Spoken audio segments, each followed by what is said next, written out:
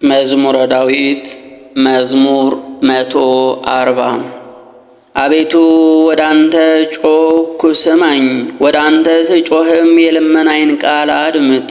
ጸሎቴን በፊትህ እንደ ዕጣን ተቀበለኝ፣ እጆቼ የሰርክ መሥዋዕትን አነሱ። አቤቱ ለአፌ ጠባቂ ለከንፈሮችም ጽኑ መዝጊያን አኑር። ልቤን ወደ ክፉ ነገር አትመልሰው፣ አመፃን ከሚያደርጉ ሰዎች ጋር ለኃጢአት ምክንያት እንዳልሰጥ ከምርጦቻቸውም ጋር አልተባበር።